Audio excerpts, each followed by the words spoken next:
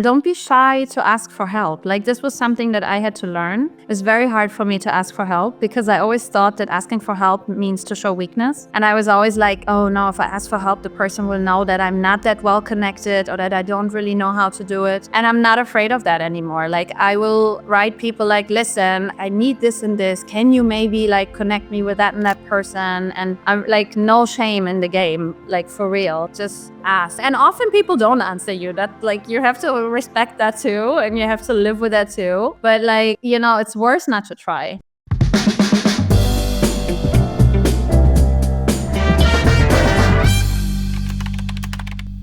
Hi, Nina. Nina. Hello, hello, hello. So good to have you here. I don't even know where to start when talking about you because there's just so much to say on both the personal but also the professional level.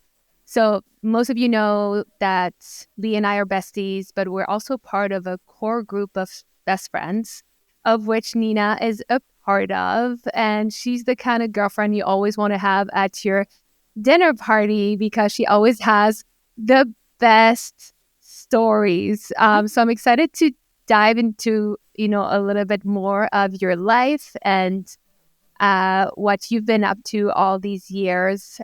So welcome and thanks for being with us. Thank you so much for having me. And no pressure about the good stories, right?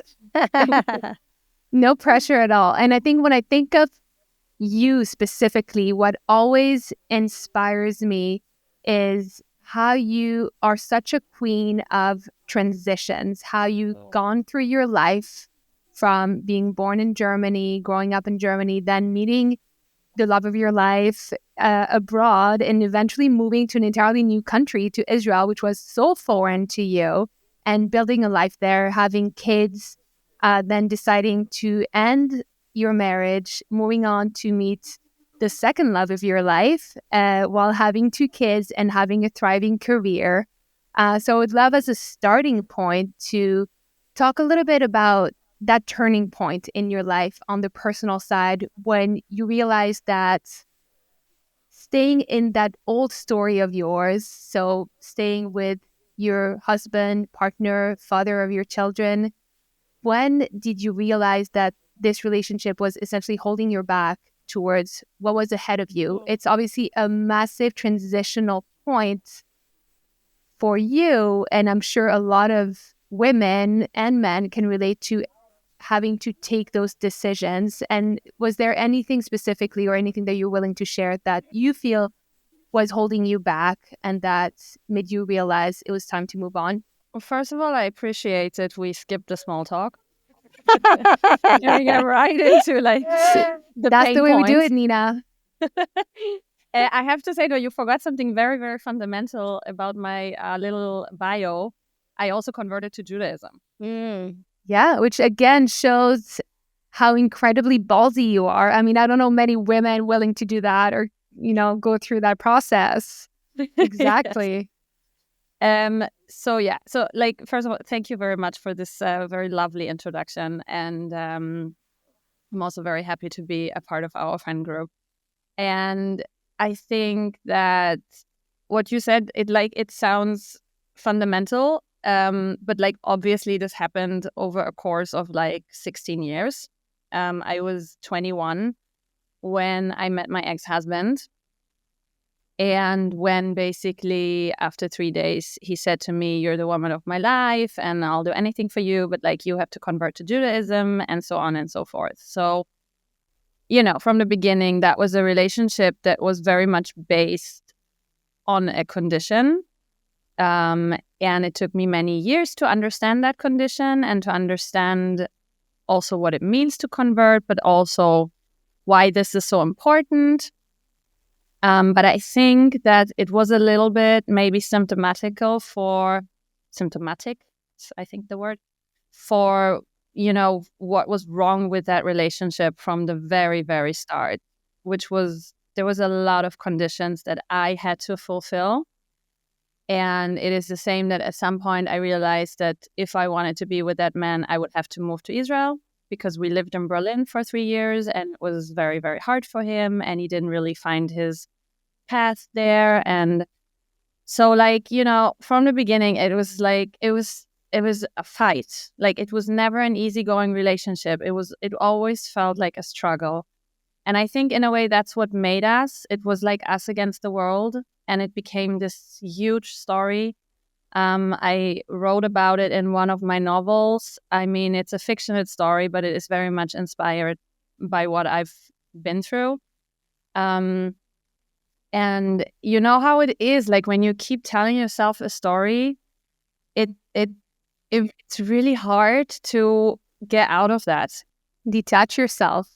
Yeah, like I'm a very good storyteller, and I can like literally tell you any story and you'll want to change your life. That's what my best friend always says about me. And I kept telling myself the story. And so I kind of like, I think I always knew that something was wired wrong in that relationship. From the get-go? Yeah, from the get-go. There was, what we today call red flags, but back then that wasn't a thing.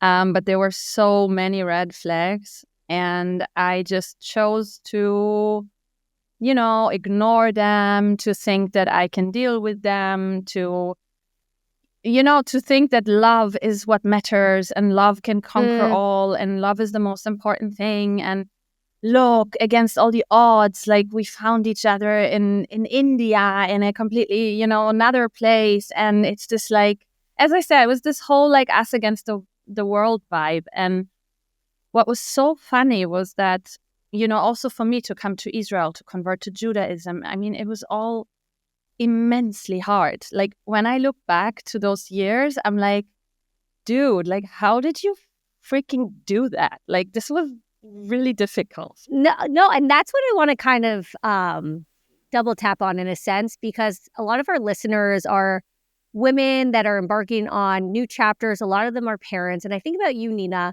who's published all these best-selling books, and you've navigated a lot. And I want to know, how did you navigate the decision to take a leap into the unknown, right? Becoming, leaving the life you had with your ex-husband, right? With 2 children. Nina has the most amazing 2 sons. So, going into the unknown with not necessarily a steady career, in the sense that you really have to produce, right? To have, money coming in to support your family. So just talk to me about that resilience and what keeps you going. Because I think even if you apply that to different types of decisions people are thinking about who are listening to this right now, I think it's really inspiring. Well, to answer your first part of the question, like, what was the point where I was like, okay, now I will leap into the unknown? I think there's 2 versions of this. The first one is, for the first time, I was in a moment where it had all settled down a bit. I always wanted 2 children. I finally had arrived in Israel. I felt good. My career was going great. And I looked at my life and I was like, okay, now there's nothing to fight for or against anymore. So what do I have here? And I remember that my father, when I told him that I'm separating from the father of my children, my father said to me, "What?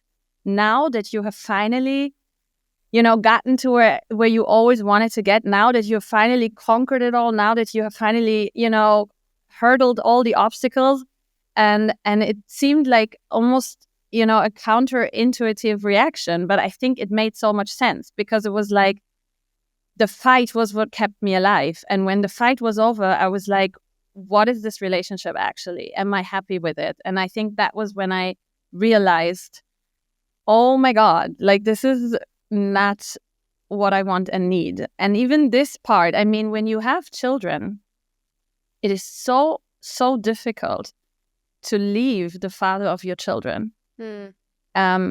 Or, like, to break up. It's even if you decided together, whatever, it doesn't matter. You don't want your children to experience this. Yeah. And so, honestly, I wish for everyone to stay in their marriages, because, I'm not an advocate for divorce at all. Everyone who manages, I admire them and I applaud them, and this is amazing. But for me personally, I have not regretted it one day, and I have not looked back. But how did you have the courage? Really, how did you have the courage to do it? Well, I think the suffering level was high enough. I really was unhappy. And it wasn't just that I was unhappy for 2-3 months. I was unhappy for years. And I was pulling through for years. And it basically started, that's the second part of the story. It started when I gave birth to my second son, who was by all means the most intensive child that I could have imagined. Like, my first one was like a beginner's baby and super easy and super sweet. And the second one was just like, okay, like The real deal. yeah, like literally, guys, he was born and I put him like on my chest, and he raised his newborn head and he looked me in the eyes. And I remember the nurse in the room was like, what's going on? What's going on? How does, like, a newborn can't raise his head? And I think that was his way of like saying, here I am, and I'm here to, like, you know, test everything that you thought you know. And he is basically the version of me without the German upbringing. That's what I always say. So, you know, he's completely his own mind, and he's the most... And it sounds like that challenged you in rethinking a lot of things. Exactly. I was so exhausted, and I was so confronted with, like, you know, what I could have been maybe if I wouldn't have been so twisted and turned by, you know, a very specific German upbringing. And then, you know, with 21, meeting a man that also put me in a very specific frame. And then here was this child who was really a mirror of my own character. And he was so not, you know, like, he was so not doing what I wanted him to do. But And that's interesting that you say that, because so much of what you've shared so far is that journey started with you essentially putting yourself in a box for someone else, for your ex-husband. And it's through the birth of your second child that you rediscovered some aspects of yourself that made you want to transition into that new phase of life. So what aspects specifically of yourself were you missing, and did you kind of hold on to get you into that next chapter? Well, I think, you know, I mean, we all are, like, whenever you're in a relationship, there is a lot of compromises, and you have to, like, you know, groove yourself in with your partner, and you have to see, like, what works for both of you. And so you will always have to give up on things to a certain extent. And I think for me, it was just very difficult to understand what are things that are, like, normal to give up, and what are things that you shouldn't have to give up. And it took me, like, it's so funny because, like, I studied psychology. I have a first and second degree in psychology. I consider myself a very, you know, well-read and you know, well-raised person when it comes to, like, you know, intellectual discussions and arguing and so on and so forth. But it was so hard for me to hear my own voice. It was so hard for me to listen to my gut. It was so hard for me to understand who I really am, who I really want to be. And I think it was also a matter of, you know, you just grow older, and you keep on becoming, and you keep on growing. Why was it so hard? Yeah, it's a good question. I can't blame it on anyone. I mean, I could say, you know, yeah, I grew up with parents that never, like, you know, told me that I'm amazing and awesome. But that's, like, pretty much all the German parents. Like, they're not, you know, the most complimenting parents. And I could say that I grew up in a country where I was always too loud, and I was always considered too emotional, and I was always considered too impulsive. And, you know, so there was, like, a certain level of, like, oh, you're not good the way you are. And then on top of it, I mean, come on, guys, we're all living in a patriarchal society. Like, us women, we're so much more raised to, you know, to make ourselves quieter when it's expected, or to, like, make ourselves caring when it's expected, or to, you know, like, tone it down. Like, you know, when a man is, like, he's assertive, we are aggressive. He's, like, you know, the boss, we're, like, the bitch. Like, it's just, I think it's also like the generation that we grew up in. Like, it wasn't the easiest thing to listen to yourself. Totally agree. And I think why we admire you so much as a friend too is because we've witnessed that transition in you and like embracing your new self and your new feminine self loud and clear. And that's so beautiful to watch, and it's so inspiring. It's something that, like you said, a lot of us are kind of repressing. It's like, okay, we can't be too like this, too feminine, too this, too that, because professionally we're being taught that no, like society doesn't accept that or doesn't, celebrate that. But you are celebrating it in such a refreshing new way. Did you feel that transition happening too? Well, it wasn't that I was like, oh, look at me, I'm transitioning into, my real Obviously. self and into like my, feminist me. But obviously, when I look back now, I don't know if you guys have seen it. There's a new Netflix special of Ali Wong. Oh, I haven't seen it. I want to, but I haven't. It's really good. She talks about like her divorce, and basically her bottom line is like, if you're 40 and you're getting a divorce, it's the best thing. Because like if you're a divorced mom, like you have no fucks to give anymore, like zero. And that's really what it is. Like I was 36 and a half or something when I separated from the father of my children, or when we separated. There are probably different versions to this. And I was just like, I had 2 children, which is what I always wanted. I did the marriage thing. I did the, having a household together. I did the whole thing. And suddenly I remember I walked on the streets and I was free for the first time in my life, because I had been in relationships since I was 15. And I was never a good single. I mean, I also didn't stay single for too long this time. But True. But like for the first time in my life, I walked on the streets and I was like, I have no fucks to give. I'm free. I can do what I want. I have achieved what I always wanted to achieve to a certain point. Like I still have other goals and ambitions, but I was sitting in my apartment. I was like, this is my apartment now. I'm going to do everything the way how I wanted it to do. You're not chasing anything. No. And it was also like, it was also like, like there's such a stigma about, getting divorced. There's so many people that will give you, their unrequested advice or remarks, and like, oh, but what about this? But what about that? And it is hard. Like, it is. I mean, financially, I was floored for like a year and a half. I had weeks and weeks and weeks where I was laying awake in the night because I was lacking like $1,000, $2,000 a month to like, just pay like the normal like costs that I had. So it was, it was by no means easy. I was finally free. I was free for the first time in my life. And that was such a strong feeling for me that I cannot, like, it's indescribable. I would love to talk a little bit, because I think as an author, and you really are an incredible writer, and you've published bestsellers, I think a lot of people, right, that are listening right now, I think about you laying awake at night, thinking like having the fears around, paying your bills, being a single mom with 2 kids.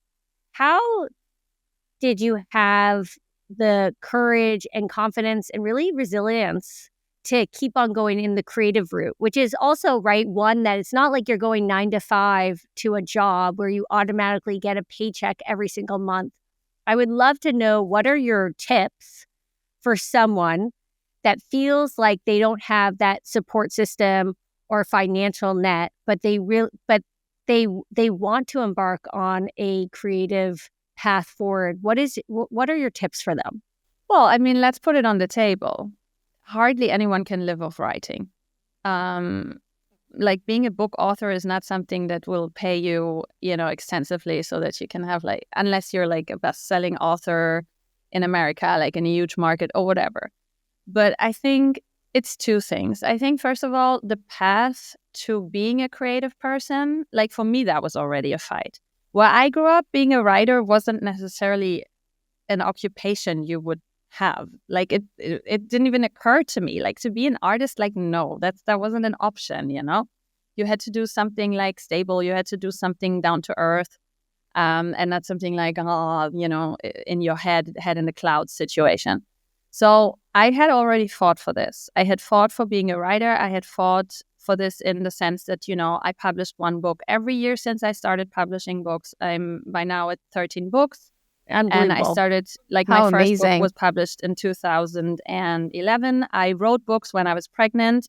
I finished books when, like, my babies were like 2 or 3 months old. So I was already like, I knew how to fight for my creativity. I knew how to also struggle with, sometimes it not being fully there. Because when you just had a baby, it's very hard to like sit down and just, keep on writing your book in peace and quiet. Like, so I was trained in that sense. And then I think most writers have to have another job. Like there's hardly anyone, unless you have very wealthy parents or a trust fund or whatever. So that's what I did as well. When I separated from the father of my children, I got a few more like, still freelance, but like stuff that would pay the bills. And I'm still doing it. So like I got a few more new clients. It was still writing, but it wasn't like, writing a novel, obviously, but it was still things that I could live with and that were fun to do. Yeah. Let's not forget, once you separate from the father of your children, if you're lucky and you have a 50-50 shared custody, you suddenly have a lot more time to work. That's true. How crazy. Talk to us about this. This is something that obviously Lee and I are not familiar with. What? Yeah. How does it feel to, go from being a full-time, you're never not a mom, but you know what I mean? When you have your kids all the time to going to having 50% of the time, they're not with you. I mean, it's crazy. Is there a part of, like, is there any grief? Is there any, or is it just fun? Oh, it's all of it. I mean, look, I had, like, the father of my kids is an amazing father. Like, I definitely chose the right person for that. Like, he wasn't the right person for me, but he's definitely an amazing dad. And I'm so happy that, like, this is who I have by my side. But still, I remember, like, begging him to pick the kids up twice a week from the kindergarten and school. And he was like, no, I cannot. I have a job. It's not possible. And I was like, oh my God. And so bottom line, now we're separated. We have a 100, like almost 100% equal 50-50 situation. I still have the kids a little bit more because I take them abroad a lot more. But suddenly he can pick them up right twice, even 3 times a week. And I always like to say, I see my kids now the least I have ever seen them. And he sees them the most. And that, in its essence, is the problem with equality. And I think, like, that is true for most relationships. And often that's wanted. Like, many moms, don't want a 50-50 situation, even when they're with the father. But many do want it. And then it's being decided after who makes more money, or just, generally a more traditional idea. And for me, I always felt like I was suffocating. Like, it was so hard for me that all these people were around all the time. Like, I love my children, but like, it was so hard. Every little weekend you wanted to have off, you had to like fight for, and you had to ask for every little thing. And, and sometimes you like writing and you want to write a whole day, but you can't because like, and so I have to say, like, for me, this situation that I'm in now, it is so often so sad. And like some holidays, I give them to their dad and I sit at home and I cry because I'm like, what is a holiday without my children? And so often, like when I'm with them for a longer time, like just now we were on holidays in Italy. And then when like I bring them back to their dad after like being with them for 10 days nonstop. You're like, I'm like, bye. no, you would think, but I'm actually like, I'm usually sad. Like I'm like really sad because I'm like, oh my God, we had such a good time together and now they're just out of my life, for like, I don't know, 2 days, 3 days. There's no straight answer. I can so relate to what you're saying also, that sometimes you just want a day off and you just don't get it ever, right? Yeah, I don't think I could go back now to like full-time mothering. I think of like, honestly, that's also kind of why I don't want to have another child, because I'm like, no way I'm like I gonna do love this this. 100% Now again. Yes. No, but this is real talk. This is why I love you, Nina, because a lot of people feel this way, myself included, but no one's going to put it out there On the table. verbalized on the No, table. exactly. But it's You true. see, get divorced, and then you know you've no fucks to give anymore. Yeah, you exactly. put anything on the table. You're just like, I mean, it sounds great. Seriously. Not gonna lie. yeah. Listen, I mean, it's amazing. I know every week, Sunday, Monday are fully my days. I know that every second weekend is my weekend. It's in summer I have 2 weeks alone, like for myself. I mean, this is crazy. You would never have that if you were still with the father of the children. And I remember that my ex-husband once said to me, he was very angry at me when we were in the process of like separating, and it was very ugly and angry. And he said to me, "You only left me because you don't want your children." Oh, And God. it's Oh, something my that, gosh. yeah, but that's like, Yeah. the I know, mother just fighting guilt. words. Yeah. No, of also course. it's something that men love Yeah. to do. They love to make us feel guilty if we say, "Hey, that's too much caretaking. I don't want to do that much." And because of the patriarchy, and because it's just like, oh, there's nothing like a mother. There is nothing like the So they think it's okay to make you feel like you're a bad mom because you say, you know what? I would love to have my kids as little time as you have them. Yeah. Actually, and let's so- turn and he that tried around for a that. second. Yeah, and he tried it, and he said to me, "If you want, I can take them 100%." And I was like, "Oh my God, I want to see that." Like, Where's the literally, popcorn? I was with these children in the first 4 years. Like, I was with them almost nonstop. So you're going to take them 100%. You know what? That might actually balance it out. Of course, that didn't happen because I would never give away my children 100%. But, I'm just trying to this is they love to make us feel guilty. They love to make us feel like, oh, this is something we can't say. This is something we can't ask. But you know what? For generations, fathers hardly saw their children and nobody gave a flying fuck. Yeah. It's And true. when we say hey, I love my children. I love raising them. I love spending time with them. But you know what? 50% of the time is enough. Then it's like, oh my God, how can she say that? That's horrible. This is why Adorable everyone has yet to go. so relatable, Nina. I So thanks for know. bringing that up because you just literally never get a break otherwise. It's No, actually and insane. and if you want, you have to beg for it, and you have to negotiate, and you have to say, so this weekend, if you go there, and maybe you go to your parents, And it's expensive. and it's expensive, exactly, and so. Really, from that point of view, it was never my motivation. It was never my reason to get a divorce. Obviously, my ex-husband was very wrong about that, And I do sometimes think if I would have had the right partner for me, maybe it would have been so beautiful to be in the same house and to raise kids together. But because he wasn't my person. I might never know, and it's fine. But to me, being in a relationship with the person that is also the father of your children, it was very, very hard for me. Definitely. I mean, also sex-wise, let's put that on the table too. How hard is it to have a good sex life when those freaking kids are around all the time? When you have conversations so the diaper, there's a diaper rash. So can you bring the cream? And then in the night, you're going to be like, oh, no. It's very hard. Very So true. was that did you, obviously noticed a big difference on that front, but was that also a motivation for moving on away from the marriage?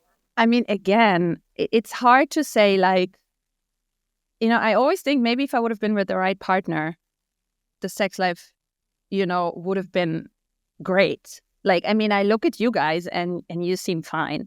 And you're with the father of your children. And but to be honest, I also have a lot of friends That's for another episode.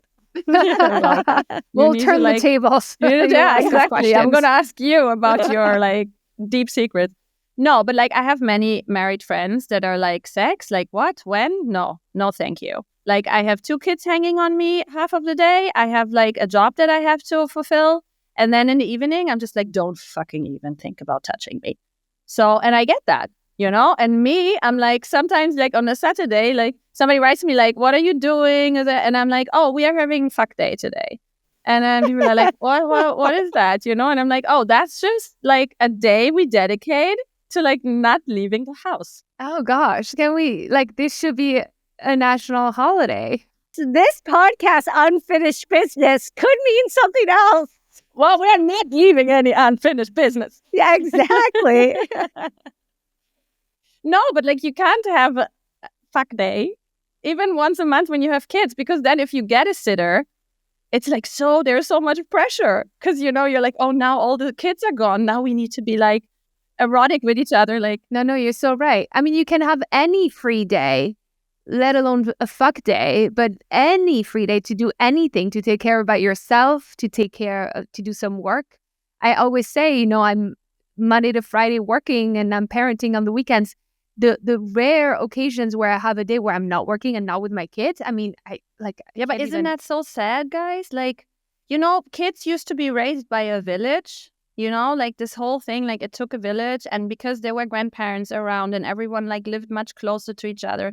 Like, isn't it so sad that like now, like, I think, Lee, you even sent this in our group that like in America, parents are the most stressed they have ever been. Yeah. Because it's so intense. Because you hardly have help, or if you have help, you need to pay a lot of money for it, and then you have problems on the other end. Like, it's it's hard, and especially our generation that wants it all.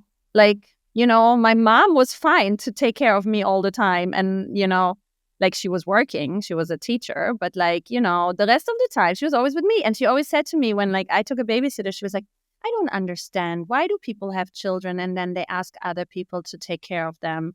And I was like, oh my God, dude, like, give me a fucking break. Like, seriously.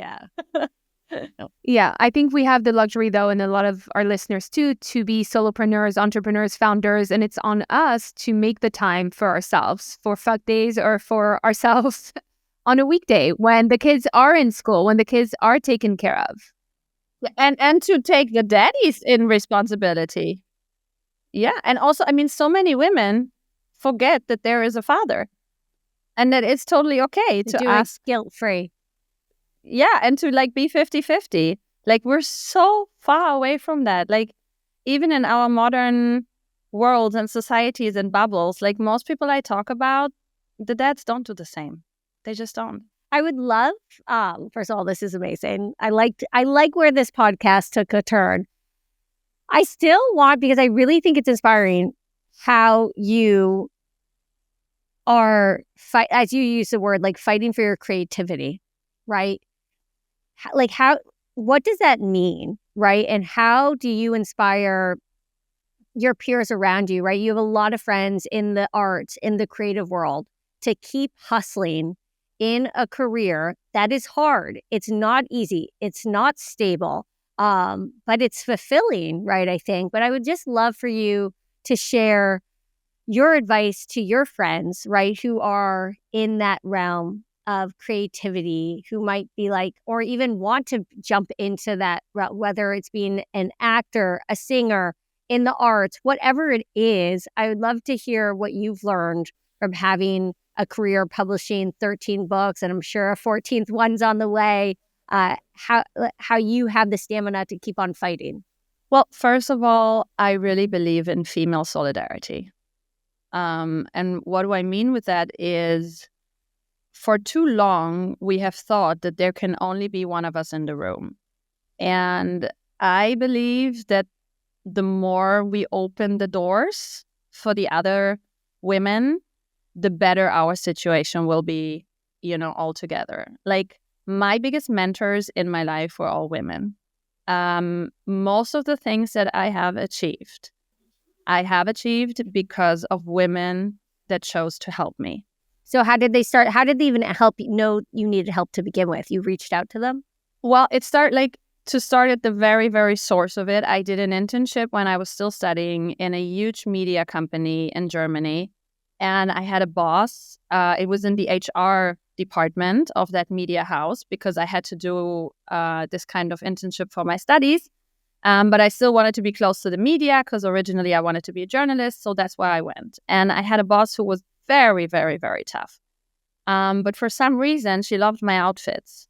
So every morning she would be like, up, what are you wearing today? And then she would call me in her office. And, I always had a big mouth. So I would give her ideas and what I thought. And I would always turn the conversation from my outfit to more intellectual things and more stuff about work. And she really took a liking to me. And she basically helped me get my first 2 journalism internships. And I worked in the political desk of one very, very big German newspaper. I worked in the foreign political desk of another very, very big German newspaper. And that was thanks to her. And due to that, I got other work. And then due to that, I got other work. And when I moved to Israel, I came here with a foreign correspondence program. That also, by the way, the person that told me about this was one of my closest friends. She was like, oh, look, I saw this program. This could be perfect for you to go to Israel. So I applied. I got it.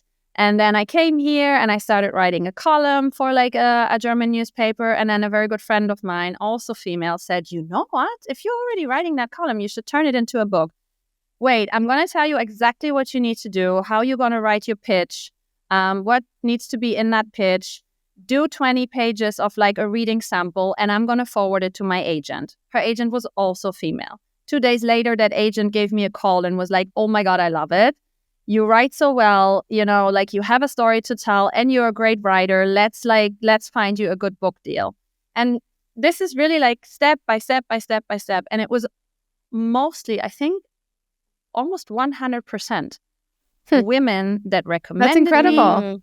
Yeah, that recommended me, that pushed me forward. And to be honest, the few less good experiences that I had were often with male editors, with male CEOs. So I really, really, really believe in female solidarity. And I'm really trying to do the same for my women. So when somebody writes me on Instagram, I have a lot of followers that are interested in conversion to Judaism, that are interested in how do you write a book, that are interested in all these things that I stand for. And really, I really make it a point to answer everyone and to really try to help everyone. I have read so many drafts of people that want to write a book. I have given my thought. I, have tried to connect them with people.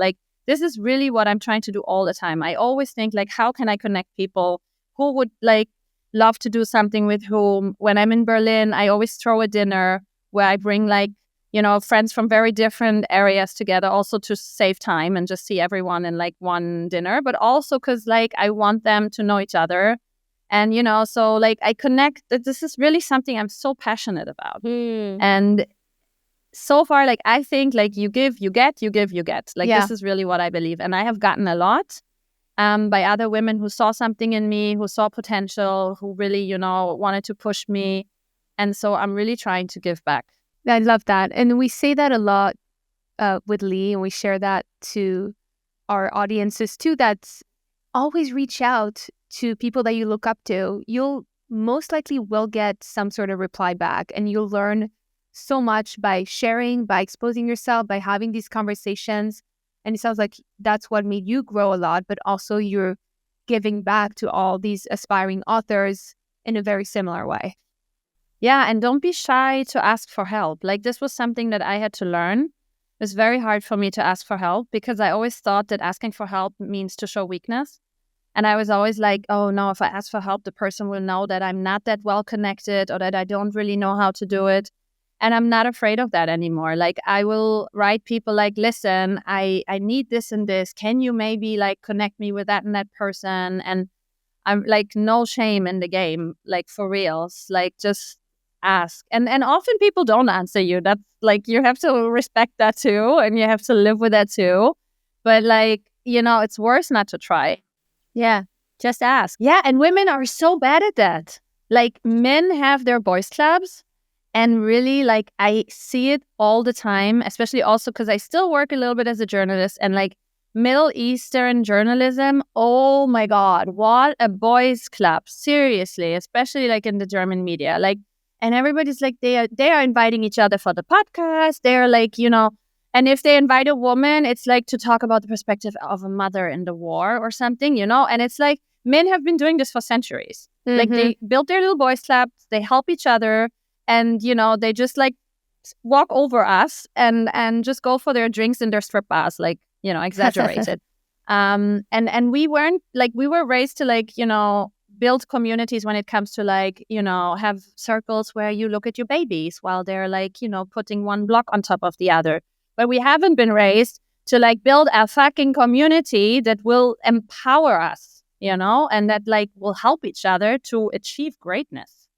And I also think women don't want to impose on other, like they feel bad asking for someone's time. And it's like, don't feel bad. I feel flat when someone reaches out to me and they're like, oh, can I get your advice on X, Y, and Z? I'm like, wow, that's amazing. Someone wants my advice. Like, I love it. It builds my ego. So I think that applies to a lot of people. Like, you need to ask for help, knock down people's door. Like you said, like a lot of people aren't going to answer the door and won't reply, but at least you tried. And it's not a reflection of you if they don't reply. They're probably overwhelmed. So it's not, if anything, you've tried and you may get an answer. No, and also, like, let that be a message to all the women out there. Guys, there is space for more than one on the fucking table. Like, open the doors, let the other ones run in as well. Because the more we are, the better we can help each other, the more normal it gets that, there's a mom on the table, there's a woman on the table. Like, like our perspectives will just get stronger and better seen the more we are. There is still so many areas where there's hardly any women represented. And like, that's because also for us, the women, it's hard to open the doors for the other ones. To others, yeah. I would love to know a little bit about how you've had your personal identity or personal brand somewhat be reflected into your career path, right? Because I now see you as like I see you're very much a brand, right? And obviously like you're an author and you're not just like writing about yourself, but your whole, I don't know, Alex, how would you say that? Like her whole aura kind of on social and stuff. It's like it's a vibe. You definitely created a brand for yourself. If people are following, want to know about your life, what's happening, and excited about your new launches, and how do you balance kind of what goes on social versus what doesn't? Well, I wouldn't say so much that I created a brand as I would say more that I've created a community. I never had the goal of creating a brand. I never thought about anything strategically. I mean, guys, I'm divorced. Like, obviously, I'm not very good with the whole, thinking ahead thing. Yeah, but I do think that without even realizing, you've created a brand for yourself. You've created a persona that people look up to for many different things. And even entertainment. You're entertaining. Like, even if you're like the brand, like your content is entertaining. It's very authentic. Well, what can you say? I was born that way. Like, are you deciding, what do you decide to put out there? Or is it just like, this is just me, I'm going to put everything out there? There's no strategy behind how you show yourself online? Well, there's no strategy so much, I would really say. I really don't have a strategy. Like, I swear to God, guys, like, it's just not how I work. There is obviously a gut feeling, and there's obviously things that matter to me personally. So that's what I would focus on. Like, I really, like, that's also the feedback that I always get is that people tell me, oh my God, I love your Instagram because you're so real. Like, it's just real. Like, I can feel that you're a real person. You're doing real talk. You're not bullshitting. You're not trying to present something. And that's really important to me. And to me, that's a great compliment because I really try to be as real as possible. When I say, oh my God, my relationship is so amazing. I love this man. I'm obsessed with him. He's so da-da-da. Then a week later, I'm upset with him. And obviously, I want to share that less because, it's also not so nice. But like, I would make it a point to share that too because I don't want people to think that everything is perfect.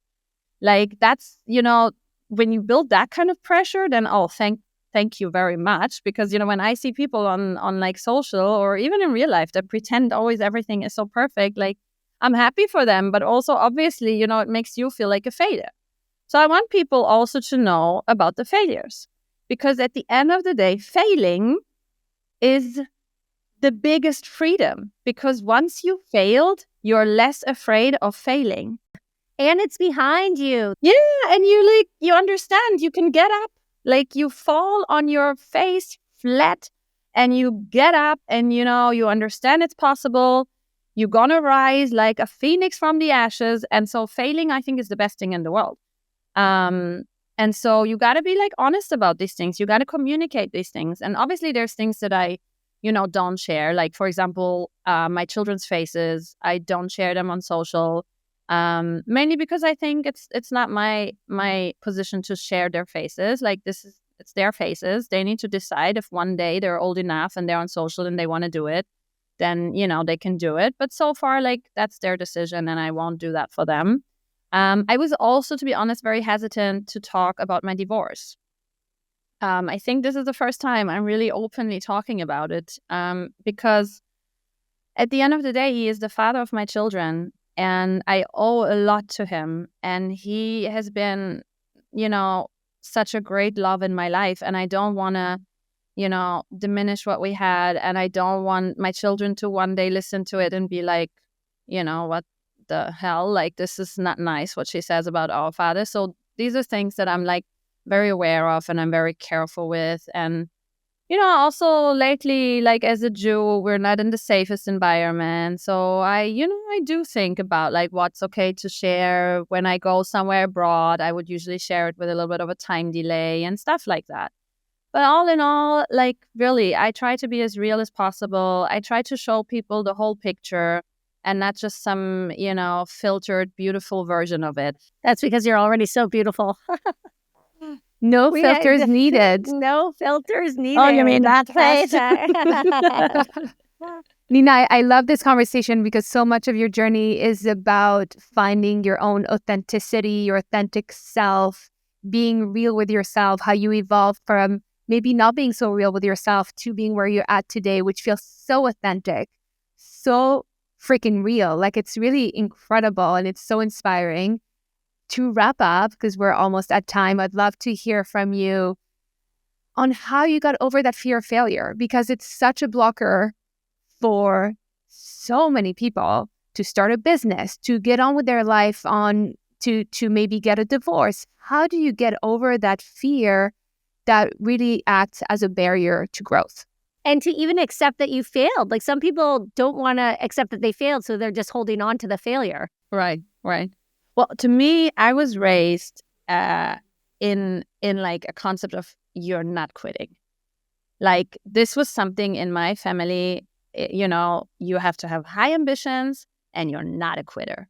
So to me, quitting was never an option. It was even worse than failing. Like, failing is like sometimes you can't help it and you just fail. But quitting was like, you don't quit. Wait, can you just say, I need to hear in German you say you don't quit, just so I can hear your father's words saying it to you. And I feel like it's going to be very scary. Oh, no, it's not scary at all. I have a very soft, beautiful German. No, Nicht aufgeben. Es wird nicht aufgegeben. Es wird durchgezogen. Es wird durchgezogen bis zum bitteren Ende. Oh God, the Jewish trauma, just like, oh my God. No, it's but deep. like, I was really raised to like, you don't quit, you pull through. And that was the first thing I had to lose. And it took years. And the big irony is that my Israeli ex-husband, was the one that like taught me to quit.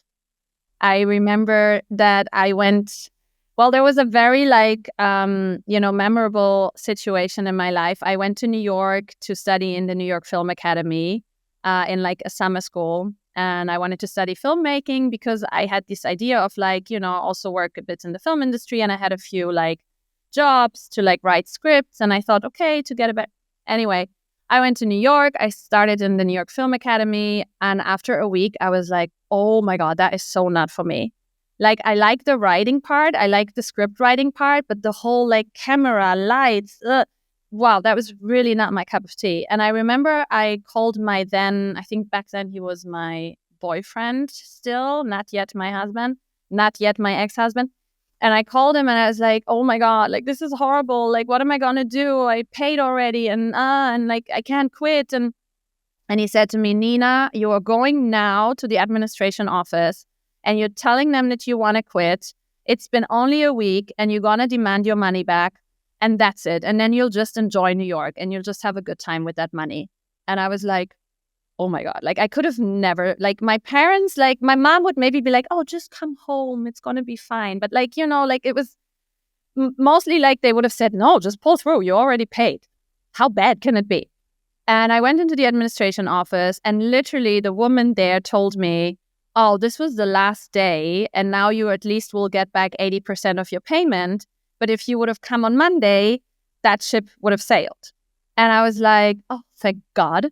And I took my money and had the best freaking time. I went to every museum in New York. I was enjoying myself so fully. There were some friends of mine and I was just like endlessly happy in the city. And really, I learned so much more than I probably would have learned in that film academy. And I think this was a turning point in terms of like, it's okay to quit. Obviously, it's very ironic that eventually, you know, like I became more and more and more of a quitter thanks to him, because he always encouraged me, if something doesn't make you happy, then just let it go, just quit it. And eventually, you know, I quit a marriage because it didn't make me happy anymore. And it was so hard for me. For years, I was like, you want too much. You can't have it all. You have to like just pull through. Like you do it for your children, do it for the big love story that you had once. Like just pull through. And then at some point I was like, no, fuck it. I'm going to quit. And since then I've been quitting everything. No, no, I haven't. But like, it's so important to just understand that you are allowed to quit and you are allowed to fail. And it's fine. And you're going to only grow from this. And you're only going to learn from this. And you're going to walk through your life with more experience and more wisdom. And the next time you're in a situation, you will have all that wisdom and all that life experience to access. And you will make a better and more informed decision. And if you don't, then you know how to quit. You know how to overcome this. You know how to continue. So like, I mean, life is growth. Don't stop growing. Don't stop like evolving. I love it. Nina, thank you so much. You are such a treat to always. I cannot wait to have you in front of me in person. I need to see you very soon because I just love our conversations. You're so wise, and thank you for always bringing your authentic self to the table. I think we all enjoyed it today, and I appreciate you. So thank you for inspiring us.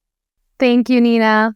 Well, I have to say also thank you because we're not just, you know, people that met in a podcast. We are also close friends and an ode to friendship. Thanks to all my friends who have, you know, loved me the way I am and who have really pulled through with me. And, you know, you all were there for me when I was going through these hardships. So, you know, I couldn't have done it without my friends. That's for sure. So thank you guys for being by my side. Oh, of course. Always, Nina. Thank you.